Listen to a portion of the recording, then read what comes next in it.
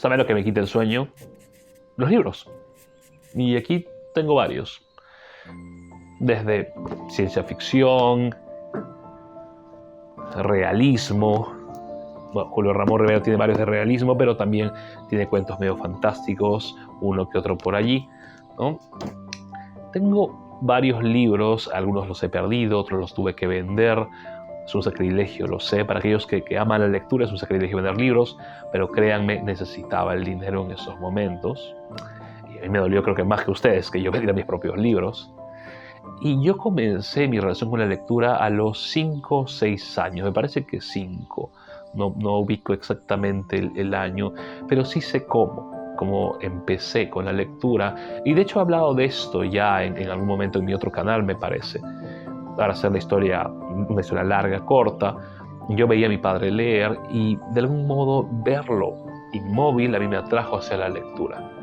Sin embargo, fue mi madre quien comenzó a comprarme los libros, interesada, bastante curiosa en realidad. Ella me ha contado esto varias veces. Curiosa por ese niño que también se le pasaba inmóvil leyendo. Ella no lo entendía, pero le agradezco bastante que haya sido quien contribuyó de manera material a los libros. Mi padre me inspiró y mi madre fortaleció ese hábito.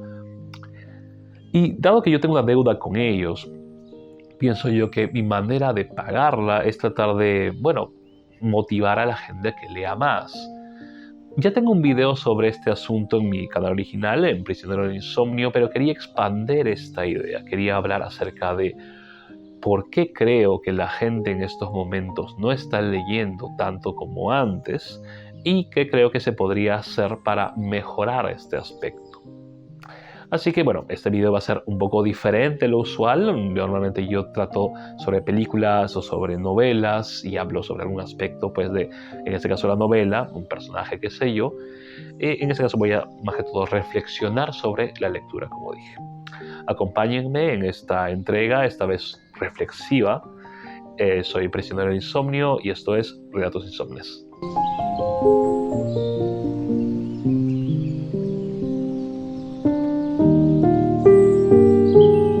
Toda esta anécdota, pero voy a repetirla. Una estudiante que tuve hace un tiempo me contó en clase que a ella al principio le gustaba leer.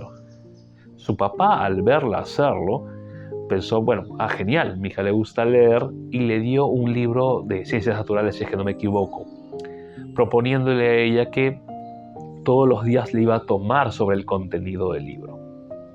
Esto, creo que ya se imaginarán ustedes, la desanimó completamente. ¿Por qué? Porque la lectura siempre, me parece, comienza con lo lúdico, el juego, la curiosidad. Si volvemos a la lectura como un deber, una tarea, el niño promedio se va a aburrir. Y creo que de ahí parte justamente el error del enfoque actual con respecto a la lectura. Vayamos por partes, voy a dividir esto aquí. Una, el enfoque de tarea. He visto, y cuando he dado charlas incluso sobre literatura en algún colegio, me he dado cuenta que la mayoría de gente se aburre de cómo se enfoca la literatura. Vamos a ponerlo así.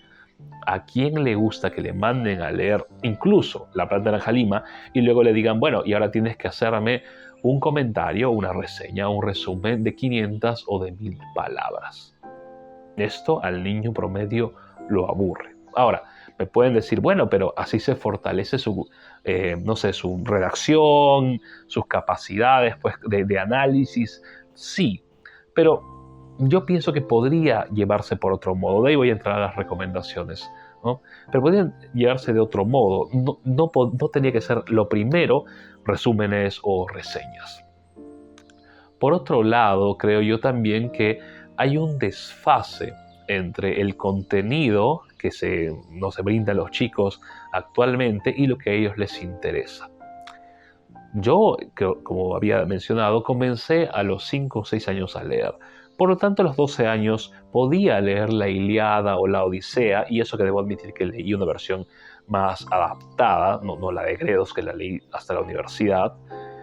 Y podía leer la Ilíada y la Odisea, como dije, y entretenerme. Pero eso no sucede con alguien que no ha visto su capacidad lectora fortalecida. Y me parece poco criminal realmente mandar a un chico de 12 años, 11 años a leer El Quijote de la Mancha. A mí me encanta El Quijote, pero sé que un niño de 11, 12 años que no ha entrenado pues, su capacidad de análisis lo va a aburrir. No sé cómo será ahora, me parece que sí, igual he visto algunos currículos, pero que manden a leer todavía chicos de 11, 12, 13 años el mío Cid, me parece un despropósito, como dije, ¿no? De ahí, como dije, voy a entrar al terreno de las recomendaciones, pero creo que también va por ese lado.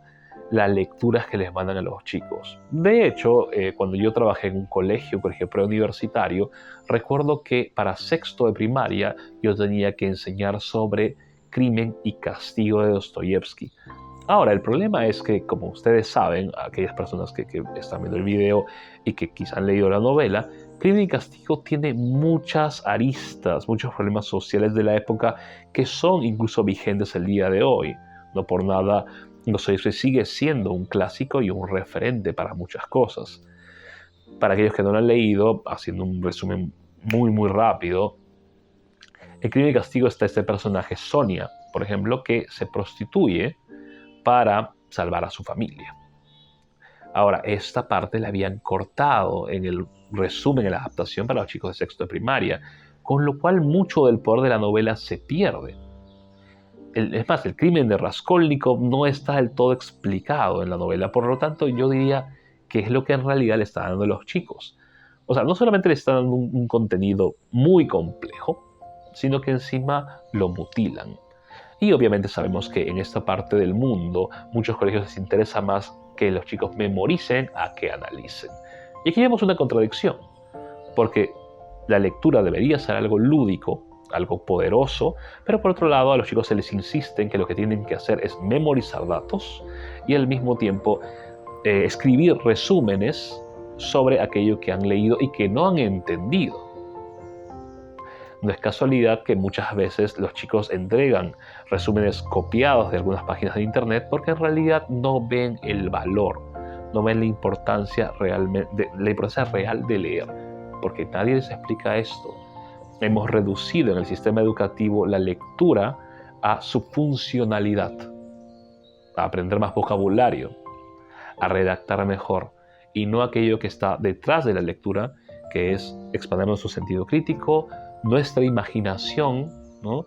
Y además tener, si quieren decirlo así, mayor tema de conversación. Y creo también que quizá distraernos de nuestra cotidianidad, aunque sea por un instante. Recuerdo mucho ese dibujo, Garfield y sus amigos, cuando era chico, en el cual había un cerdito, Orson. No sé si lo habrán visto, que él leía. Y cada vez que él leía, por ejemplo, si leía algo un libro en donde el clima era helado, él comenzaba a tener frío y todo a su alrededor cambiaba. Montañas, glaciares, etc. Cuando él pensaba en algún tipo de guerra, de la nada estaba rodeado de trincheras, balas, etc.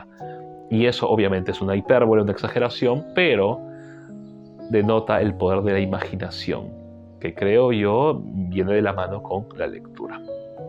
Por lo tanto, resumiendo, yo diría que no deberíamos mandar a los chicos en los colegios porque todo comienza de ahí, de niños, ¿no? La lectura es un hábito que se debe hacer desde chicos, ¿no? No deberíamos mandarlos a leer libros que no son para su edad. Y por otro lado, se debería se debería eliminar, me parece, el lado puramente funcional de la lectura y cambiarlo al lado más lúdico, más de juego, más de placer, de goce. La lectura es o debería ser un placer siempre. Y creo yo que si lo llevamos para ese lado, podríamos incentivar mucho más a los chicos a que lean.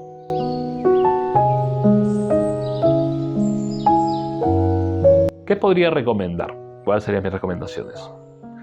Bueno, partiendo con lo que decía acerca de los resúmenes, vamos a atacar ese lado primero. Por un lado, yo creo que está bien, puede mandárseles resúmenes o ensayos, incluso yo iría más por el ensayo, ¿no? Pero antes de eso, para que un chico pueda escribir un ensayo, o si quiere un resumen, yo comenzaría con los debates. Mi recomendación sería esa, ¿no? Lees un libro, cualquier libro, Y comienzas a debatir, comienzas a preguntarle a los chicos, ¿y qué te pareció? ¿Por qué? A los chicos, en mi experiencia como docente en colegio y después en universidad, me he dado cuenta que a los chicos les encanta hablar de aquello que los entusiasma. Puede ser que el mío sí los aburra, pero habla de los Avengers y los chicos no se van a callar. Sí que Thanos esto, sí que Iron Man el otro. Los chicos se empilan, se motivan y comienzan a hablar, hablan a hacer por los codos. Y eso lleva a mi segundo punto. Cuando yo escucho a chicos que me dicen, no, a mí no me gusta leer, profesor, o a mí no me gusta leer en confianza, qué sé yo, mi pregunta siempre es, ¿te gusta el cine? Y hay gente que me dice, bueno, sí, me gusta el cine. Pues entonces también te gusta leer. Porque el cine parte de un guión, el cine es un relato audiovisual, en este caso, ¿no? Por lo tanto, ¿a ti te gustan las historias o no? ¿O no me vas a decir que no chismeas en el colegio, qué sé yo? Chicos, sí, ¿no? Bueno, el caso es que no te has topado con una historia que te guste, que es otra cosa. No es que no te gusten las historias, solo que no te has topado con aquella que te motiva como en una película, por ejemplo. Y ahí viene otro punto con el cual puedo enlazar todo esto. Y es de dónde deberíamos comenzar.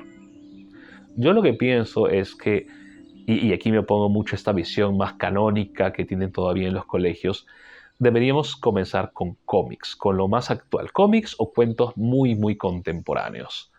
Debemos comenzar con eso. ¿Por qué? Porque, primero que nada, de algún modo enganchamos al público más joven que sabe sobre estas cosas.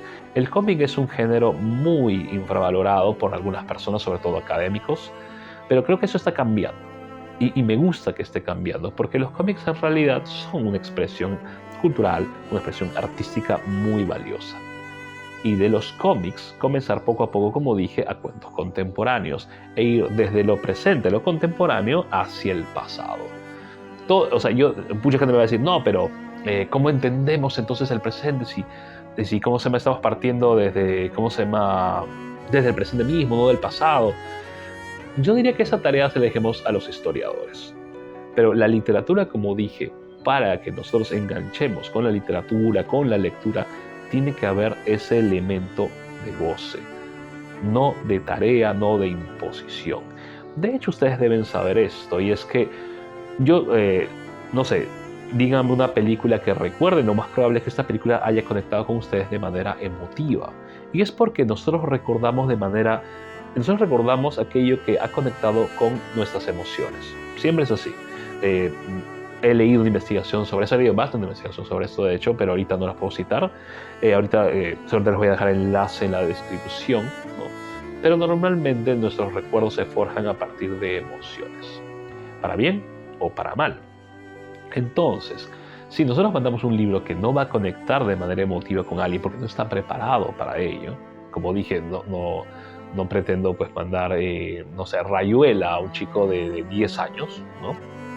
Entonces, el chico va a pensar, no solamente se va a aburrir, va a pensar que es una obligación, va a agarrar el libro sin comprenderlo, sin siquiera haber pasado de las 2 primeras páginas, y va a pensar que su experiencia de lectura es, a mí no me gusta leer, o no leer no es para mí. Y es muy probable que suceda esto. Es como cuando el profesor que te dicta un curso es antipático. Tú vas a extender tu antipatía al curso sin pensar que en realidad el profesor simplemente no tiene las herramientas para ser profesor, ¿no? Entonces, esa es otra manera, pienso yo, motivar a los chicos, enlazarlos a partir de lo emotivo, ¿no? Y por otro lado, como dije, ir del presente hacia el pasado. Esto es muy, muy importante, ¿no? Al final, lo que queremos es que la gente lea. E incluso yo diría, yo por ejemplo no soy un fan de la literatura de autoayuda o el coaching, la verdad no, para nada. El Paulo Coelho, qué sé yo, no me gustan. Pero tampoco diría que si un chico está leyendo esto, bueno, por algo se empieza, ¿no? Y quizás sugerir a partir de esas lecturas que comiencen a acercarse, pero al mismo tiempo alejarlo un poco de ese lado, poco a poco, sin criticar, más bien admitir que el chico lea es un pequeño triunfo, una pequeña victoria, ¿no? Entonces, para resumir, diría eso, ¿no? Ir de lo actual, lo contemporáneo, hacia el pasado, mezclar lo emotivo con la lectura, y eso se puede dar incluso a través, como dije, de debates, de charlas, etc.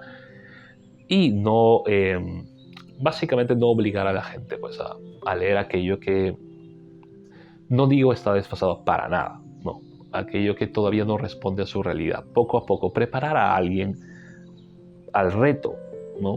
Y eso te puede ser otra cosa también. Retar a los estudiantes, pero de una manera que pueda conectar con ellos.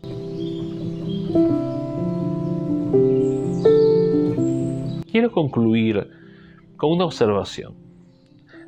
Y es que no voy a desconocer que en los colegios, en muchos de ellos, los profesores están mal pagados, tienen largas horas de trabajo. No estoy negando esto. Como dije yo, mi trabajo, por ejemplo, oficial, no es educar, ¿no? Yo enseño, pero a nivel universitario en estos momentos. Sé y soy consciente de que muchas veces cuando tienes una nueva idea, los directivos pueden oponerse por miedo, porque no quieren que nada cambie, o entusiasmarse pero no darte ningún apoyo aparte de la palmadita en el hombro. Y obviamente pues eso tampoco le agrada a nadie, sobre todo si tienes deudas o si tienes obligaciones. Pero al mismo tiempo también no puedo negar que hay profesores que no deberían serlo. Hay gente que no está preparada para enseñar. Y es que una cosa es que, por ejemplo, tú puedas ser un muy buen investigador y otra cosa es que sepas transmitir tu conocimiento a los demás. Un profesor debería lograr entusiasmar y la lectura debe ser eso. Entusiasmo, goce. Cuando yo leí, como dije, yo comencé a leer, me acuerdo hasta ahora, con un libro, una versión infantil de Las Mil y Una Noches. Y a mí me encantó porque apeló a algo lúdico en mí. ¿Qué niño no le gusta saber sobre alfombras voladoras, por ejemplo, genios? Apeló aves gigantes, me acuerdo. Apeló a lo fantástico. Aquello que creo me entusiasmó más.